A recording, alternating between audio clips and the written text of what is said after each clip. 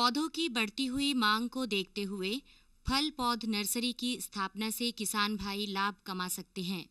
फलदार वृक्षों की खेती से होने वाले आर्थिक लाभ को देखते हुए उच्च गुणवत्ता वाले पौध सामग्री की मांग दिनों दिन बढ़ती जा रही है, लेकिन विश्वसनीय पौध सामग्री के अभाव में फलों की खेती के रकबे में अनुमानित वृद्धि नहीं हो पा रही है। साथ ही किसानों को उचित सामग्री नहीं मिलने के कारण इनकी खेती से अपेक्षित लाभ भी नहीं हो रहा है। किसान भाइयों, वर्तमान में मध्य प्रदेश में उद्यानिकी फसलों की संभावनाओं को देखते हुए प्रदेश में फलों की खेती का बहुत विस्तार संभव है। इन फलों की खेती के लिए सही प्रकार के पौध सामग्री मिलना किसानों के लिए सबसे मुश्किल काम होता है। ऐसे में बढ़ती हुई मांग को देखते हुए किसान भाई आप अपने खेत पर स्वयं के पौधे तैयार कर सकते हैं, या ग्रामीण क्षेत्र के ऐसे नवयुवक जिनके पास रोजगार के अन्य साधन नहीं है, वो भी कम क्षेत्र में फलों की नर्सरी तैयार कर सकते हैं। फलों की नर्सरी यदि हमारे प्रदेश में किसान भाई लगाएंगे तो इससे जो हमें दूसरे प्रदेशों से पौधे मंगवाने पड़ते हैं, एक तो उनसे भी हमें निजात मिलेगी और साथ ही साथ हमें कम लागत में पौधे अपने ही प्रदेश में उपलब्ध हो सकेंगे। और इससे न केवल हम प्रदेश में उद्यानिकी फसलों का रकबे में बढ़ोतरी कर पाएंगे, साथ ही साथ अपनी भी आर्थिक स्थिति हम पौधशाला स्थापित करके अच्छी कर पाएंगे।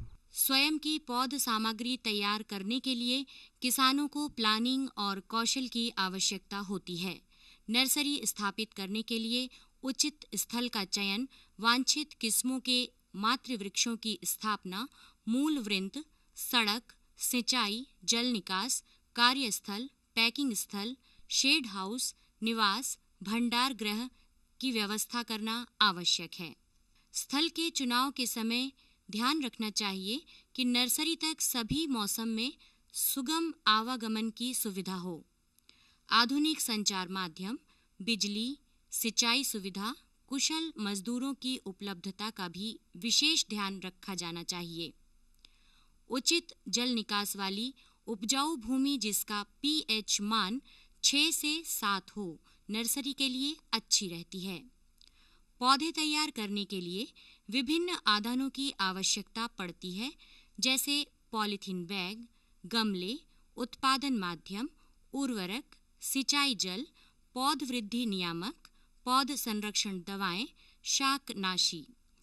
ये सभी आदान सामग्री उच्च गुणवत्ता के होने चाहिए। पौधे तैयार करने के लिए प्रायः मिट्टी, रेत और गोबर की खाद माध्यम के रूप में प्रयोग होते हैं। उपयोग से पहले क्यारियों को सूरज की तेज धूप द्वारा तपा लिया जाता है तथा फॉर्मल्डिहाइड द्वारा निर्जीवीकृत किया जाना आवश्यक है, अन्यथा पौधों में विभिन्न मृदा जनित रोग एवं सूत्रकृमियों द्वारा नुकसान पहुंचाया जा सकता है। बाजार में उपलब्ध उत्पादन माध्यम जैसे कोकोपीट, वर्मिक्यूलाइट और परलाइट पूरी तरह से निर्जीवीकृत होते हैं और साथ ही इनकी जल धारण क्षमता भी अच्छी होती है। आधुनिक पौधशालाओं में पौध तैयार करने के लिए मृदा के स्थान पर इन्हीं माध्यमों को एक निश्चित अनुपात में मिलाकर प्रयोग में लाते हैं। अब हम बात करते हैं नर्सरी के लिए आवश्यक सुविधाओं की। नर्सरी के चारों ओर फेंसिंग अथवा बागड़ होना जरूरी है, जिससे जानवर आदि से सुरक्षा हो सके। फेंसिंग के लिए कांटेदार तारों का इस्तेमाल करना चाहिए।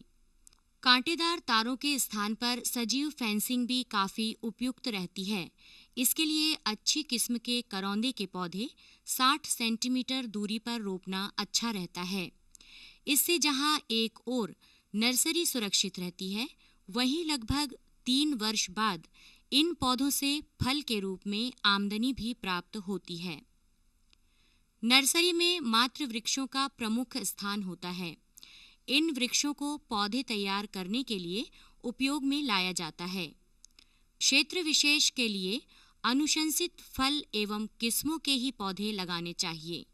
इसके लिए पौधे किसी विश्वसनीय स्थान जैसे फल अनुसंधान केंद्र, कृषि महाविद्यालय से लेना चाहिए। इन पौधों के पास नाम एवं किस्म लिखी पट्टी लगाना चाहिए, जिससे उपरोपण अथवा पौधे तैयार करने के लिए कलम लेते समय किस्म की जानकारी रहती है। फलों के पौधे तैयार करने के लिए नर्सरी में सबसे पहले क्यारियां अथवा बेड्स बनाई जाती हैं। इन क्यारियों में कलम विधि से तैयार किए जाने वाले पौधे अनार, अंजीर हो सकते हैं। उपरोपण और कलिकायन हेतु मूल वृंत के लिए बीज बोकर पौधे तैयार किए जाते हैं। ऐसी क्यारियों को खुले स्थान में तथा धूप छांव वाले स्थान में पौधे की आवश्यकता अनुसार बनानी चाहिए। इनमें आंवला, अनार, नींबू, करौंदा, अमरूद, आम के भी पौधे तैयार किए जा सकते हैं। नर्सरी में शेड हाउस अथवा छायागृह भी बहुत महत्वपूर्ण स्थान रखता है। इसके निर्माण के लिए प्लास्टिक से बनी नेट का प्रयोग किया जाता है।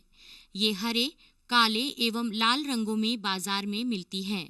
ये प्रायः 50, 75 और 90% घनत्व की होती है। हरे रंग की 75% घनत्व वाली जाली का प्रयोग अच्छा रहता है। इस छायागृह का उपयोग नींबू, पपीता, कटहल, अंगूर, अमरूद के पौधे पॉलीथीन बैग में तैयार करने के लिए किया जाता है और साथ ही अधिक धूप एवं बरसात से भी विक्रय हेतु तैयार पौधों को रखने हेतु किया जाता है। अब हम बात करते हैं पॉलीथीन की थैलियों में पौधे तैयार करने की। इस तरह से तैयार पौधों के स्थानांतरण में सरलता होती है। पॉलीथीन में तैयार पौधे किसी भी ऋतु में उद्यान में रोपित किए जा सकते हैं।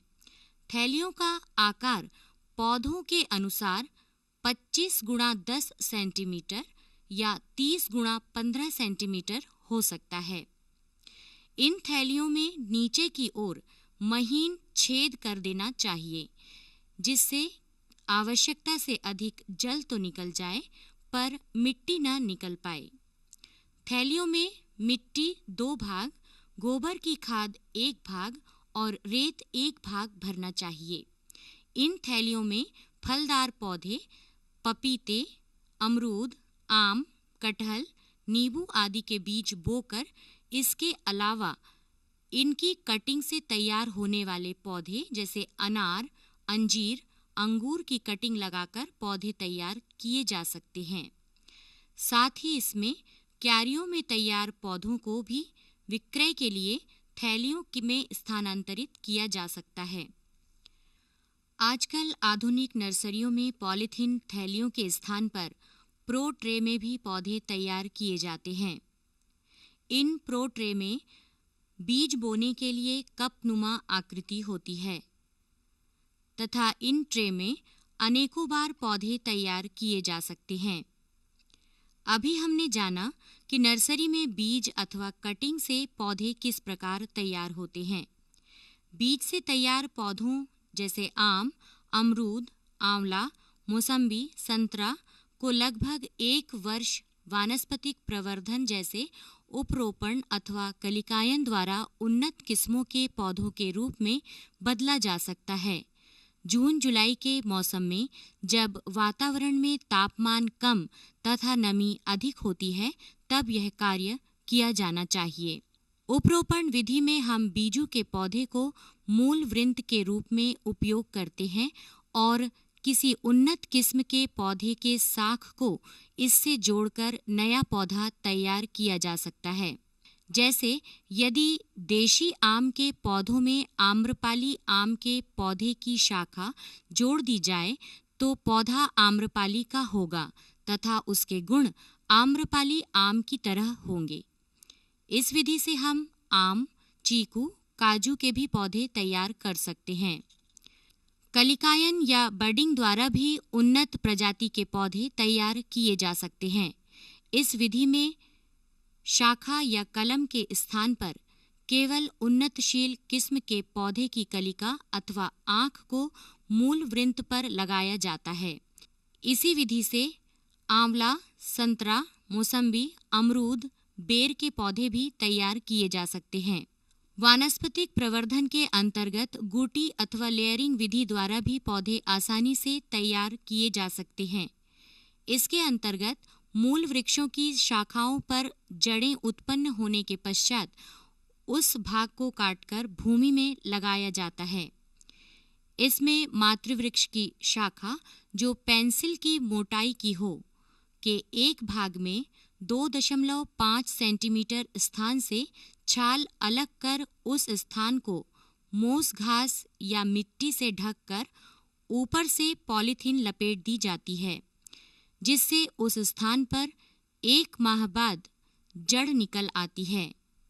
फिर जड़ सहित उस डाली को काटकर भूमि पर लगा दिया जाता है।